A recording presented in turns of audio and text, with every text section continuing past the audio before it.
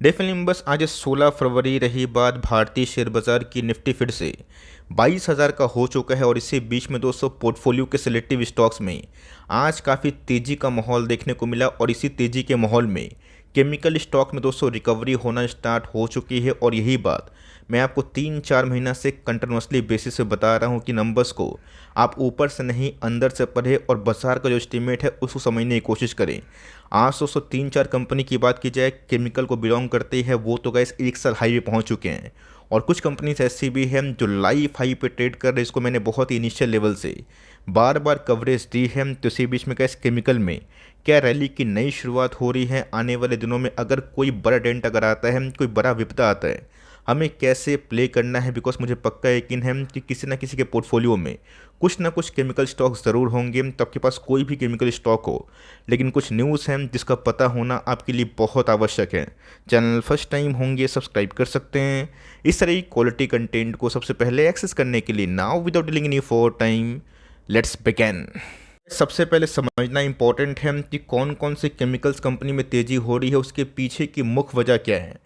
आज आरती इंडस्ट्रीज़ की बात की जाए 710 का हाई लगाता हुआ देखने को मिला और ये वही कंपनी है जो 20 में 3-4 महीना पहले हमें 450 के नीचे आते हुए देखने को मिली थी। कमेंट बॉक्स दोस्तों पूरा दुख और पीड़ा से भरा हुआ था कि सर मैं फंस गया, मैं क्या करूं। मैंने आपको साफ साफ बताया है कि अच्छी कंपनी को टाइम देंगे, एलोकेशन ठीक रखेंगे, बायो डिप्स का फ़ायदा लेंगे तो ऑफकोर्स जैसे ही कंपनी एक साल हाई पे पहुंचेगी आपके लॉस प्रॉफिट में रिकवर होते हुए देखने को मिलेंगे। तो आरती की बात की जाए तो जी हाँ दोस्तों, आज 710 का हाई लगाने के बाद कंपनी 700 के आसपास ट्रेड कर रही है। अब देखें तो 6 महीना में दोस्तों 50% का अपसाइड हमें देखने को मिला। आज ही के दिन कंपनी ने एक साल हाई को हिट किया। इससे कैसे बिल्कुल कंफ्यूज इसलिए मत हो जाइएगा बिकॉज आरती इंडस्ट्रीज़ में एक डीमर्जर फार्मा लैब का हुआ था। अगर आप उसको एडजस्ट करें ना, आरती इंडस्ट्रीज तो इतना नहीं गिरा है, मैं आपको साफ साफ बता दूं। बिकॉज डीमर्जर्स के शेयर भी आपको मिले होंगे, ये बात अलग है कि आप बेच दिए होंगे, बट इसी बीच में 5-6 महीना की बात की जाए तो आरती इंडस्ट्रीज काफ़ी तेज भागा है। सो आरती हो,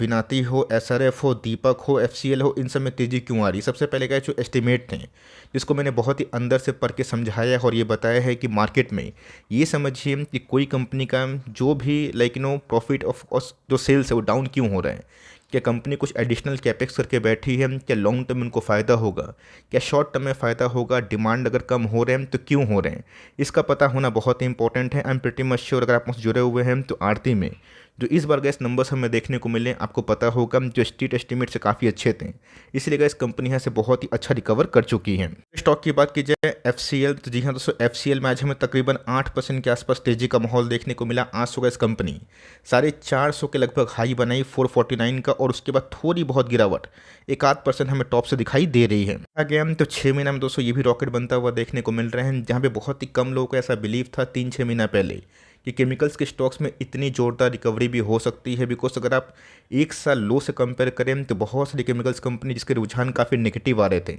उसमें गैस मिनिमम 30 से लेकर 50% के आसपास रैली हमें विटनेस होते हुए दिखाई दे रही है। एफसीएल में भी गैस कुछ वैसे ही कांड हमें देखने को मिला। ये बात अलग है कि एफसीएल को दोस्तों मैंने 265 पे कवर किया था, 300 के आसपास कवर किया, 320 के आसपास कवर किया, 350 के आसपास कवर किया और उसके बाद कंपनी ऐसा भागी कि 350-60 के बाद सीधा हमें 450 के लेवल्स देखने को मिल रहे हैं।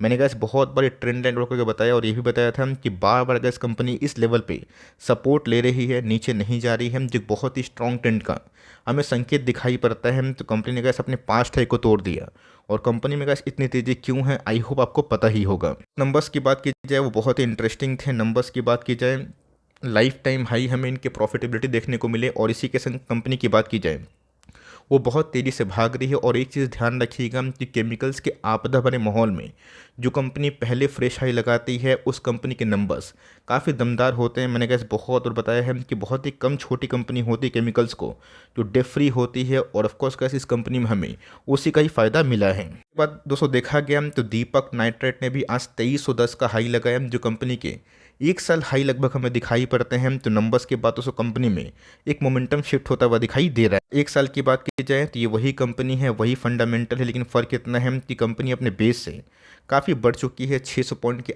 आसपास कंपनी इजाफा में ऑफ कोर्स एक अप्रिशिएशन दी है।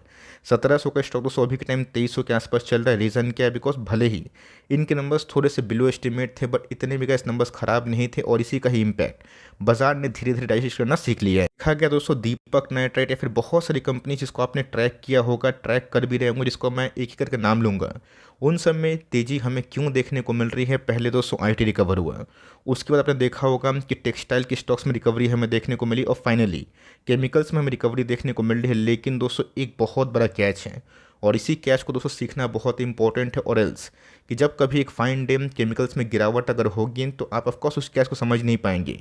आपको फिर से लगेगा कि कोई बड़ा ट्रैप है, और ऑफकोर्स उस ट्रैप के चक्कर में, वही सोच के चक्कर में दोस्तों बहुत लोग पैनिक में बेच देते हैं, फिर नहीं खरीदते हैं। देखा गया तो केमिकल्स के नंबर दोस्तों एसआरएफ के बहुत ख़राब थे। मैंने कहा मतलब इसको स्पेसिफिक वीडियो में कवर किया था, बताया था कि एस्टिमेट से कंपनी के प्रॉफिट आधा हुए थे। बाजार तो मान ही रहा था कि इनके नंबर्स ख़राब आएंगे, बट उससे भी ख़राब थे। बट वहाँ पे गैस मैनेजमेंट ने साफ बताया था कि Q3 का सीज़न हमेशा इनके लिए काफ़ी वीक होता है। फ्लोरोकेमिकल का एडिशन तो जनरली हमें Q4 में देखने को मिलता है।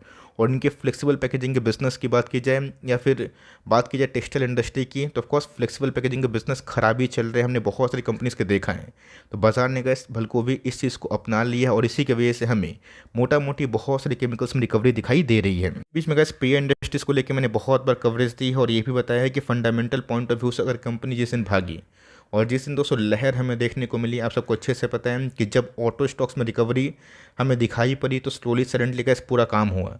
आज दोस्तों बजाज ऑटो की बात की जाए, महिंद्रा एंड महिंद्रा की बात की जाए, सारे लाइफ हाई पे, मतलब उस सेक्टर के सारे स्टॉक्स काफ़ी तेज़ हमें देखने को मिल रहे हैं। तो ऑफकोर्स जब एक इंडेक्स में किसी की महिमा होती है, जब स्ट्रॉन्ग बाइंग होता है, तो इंडेक्स के मैक्सिमम वही कंपनी ज़्यादा अच्छा परफॉर्म करते हैं जिनके नंबर्स दमदार और स्ट्रॉन्ग आ रहे हैं। आपने ये भी देखा कि अभी के टाइम एनबीएफसी पेंट इंडस्ट्री जितना भी अच्छा नंबर्स पेश कर रही है, डिस्पाइट उन सब में तेज़ी नहीं आ रही। बिकॉज रेट हाइक की बात की जाए, वो कब तक रेट कट में कन्वर्ट होगा, बाजार इसको एंटिसिपेट कर रहा है। लेकिन दोस्तों जिस दिन उस मतलब सेक्टर में तेज़ी आई, जो कंपनी हमको परेशान कर रही है, उन सब में रिकवरी ज़रूर होगी। तो देखा गया दोस्तों आज बहुत सारी केमिकल्स कंपनी में हमें धीरे धीरे अच्छी खासी रिकवरी हमें दिखाई दी है। दोस्तों अगर आप देखें, आज हमें लक्ष्मी ऑर्गेनिक जैसे शेयर में भी 3.5-6%, 3.5-4% के आसपास तेजी का माहौल देखने को मिला, और आज हमें 270 के आसपास भागती हुई कंपनी दिखाई दी थी। कंपनी की बात की जाए, आप सबको अच्छे से पता है कि मैनेजमेंट उतना ट्रस्ट हम लोग नहीं कर सकते, बिकॉज जो बात बोलते हैं वो कायम नहीं है। यही दोस्तों हम लोगों ने पिछले 1 साल से देखा है कि हर क्वार्टर में, क्वार्टर दर क्वार्टर इनकी कमेंट्री चेंज होते हुए देखने को मिलती है। लेकिन इसको अपवाद को छोड़ के गए मैक्सिमम कंपनीज में हमें एक अच्छी खासी रिकवरी दिखाई दे रही है। दोस्तों मेन मुद्दे की बात की जाए जो बहुत ही इंपॉर्टेंट और बहुत ही शॉकिंग है, आप सबको अच्छे से पता है कि दो बड़ी कंट्रीज़ की बात की जाए, जापान और बात की जाए दोस्तों यूके, वो फाइनली अंडर रिसेशन आ चुके हैं। अब सिंपल सी बात है कि किसी देश की इकोनॉमी रिसेशन में आएगी, है ना, और भारत जैसे देश की निफ्टी की बात की जाए, सेंसेक्स की बात की जाए, उनके ग्रोथ की बात की जाए, वो लाइफ टाइम हाई पे है। मतलब life time high in the sense कि ख़राब केस में सबसे अच्छा परफॉर्म कर रहे हैं। यहाँ पर दोस्तों क्या समझ में आ रहा है, मतलब ऑलरेडी दोस्तों जब रिसेशन के बारे में बहुत ज़ोरों शोरों से चर्चा 2023 में हो रही थी, बहुत लोग बोल रहे थे कि 2023 में बिल्कुल पैसे नहीं बनेंगे, पैसे मत लगाओ, पैसे डूब जाएंगे। और दोस्तों mid cap small cap index की बात की जाए, अपने बॉटम से 60% के आसपास पैसे बना के दिए।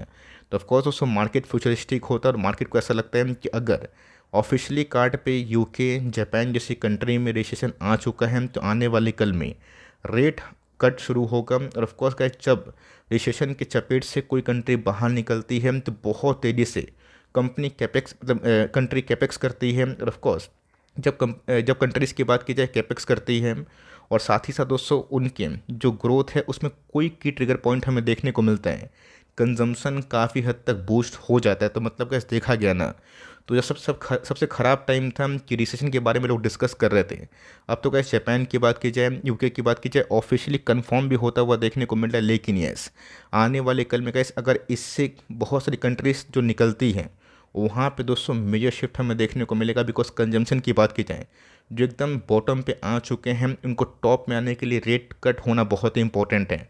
और रेट कट से दोस्तों केमिकल्स को बहुत फ़ायदा होने वाला है। बिकॉज केमिकल्स की बात की जाए, हज़ारों तरह के दोस्तों केमिकल्स ना आपको मिल जाएंगे। बहुत सारे केमिकल्स ओलियो में काम करते हैं, बहुत सारे बेंजीन में काम करते हैं, बहुत सारे फ्लोरोकेम की बात की जाए उसमें काम करते हैं। तो सारा दोस्तों ना जीडीपी पे बहुत निर्भर होता है। अगर देश विदेश से अच्छी खबर आती है तो बहुत सारी इंडियंस कंपनी दोस्तों बहुत ही अच्छा एक्सपोर्ट भी करती है। सो आप देख सकते हैं कि जब इकोनॉमिक एक्सपेंशन का टाइम होता है तो डिमांड फॉर केमिकल वो काफ़ी राइज हो जाता है, और दोस्तों गुड टाइम में आपको शेयर एक साल लो पे नहीं मिलेगा, और ऑफ कोर्स बैड टाइम में ही कंपनी आपको भंगार के भाव पे मिलेगी।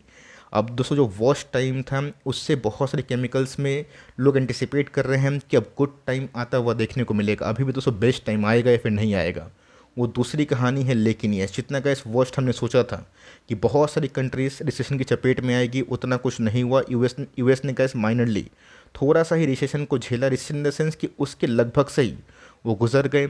तब मोटा मोटी कैसे अगर आपने इतना झेला है तो और 2-4 क्वार्टर सही, जब तक दोस्तों कार्ड में रेट कट नहीं होते तब तक ऐसे कोई अच्छी केमिकल्स कंपनी को बेचने से बचें। ये कभी मत सोचिएगा कि केमिकल्स में पैसे नहीं बनेंगे। जब दोस्तों कोई एक सेक्टर में तेज़ी होती है वो जनरली गैस काफ़ी लॉन्ग चलती है। आपने देखा कि PSU, railway, defence, green energy, clean energy कितना चला। उसके पहले गैस बैंक, एनबीएफसी का बहुत अच्छा टाइम था। आईटी काफ़ी चल रहा था, बीच में काफ़ी डूबा, और उसके बाद फिर से हमें रिकवरी देखने को मिली। अगर आपको इस बात का भरोसा है कि इकोनॉमिक एक्सपेंशन होगा, रिसेशन को फिर से ये लोग काउंटर करके आगे बढ़ेंगे, तो इंडिया से गैस बहुत जगह पे ना एफटीए साइन भी हुआ है। बहुत सारी कंट्रीज इंडिया से गैस एफटीए साइन करवा चुकी है, और जिसका फल ना एक्सपोर्ट में भी हुमंगस हो सकता है। तो मोटा मोटी गैस रेट कट तक आपको अच्छी केमिकल्स कंपनी बने रहना है। डजंट मैटर कि कोई कंपनी आपको परेशान करे, बट फ़र्क इतना है कि आपको लॉन्ग टर्म कन्विक्शन के संग ना बढ़ना बहुत ही इंपॉर्टेंट है। वरना बीच में कैसे कंडीशन केमिकल्स में हुई थी, बहुत लोग काफ़ी निराश हो गए थे, काफ़ी डर गए थे।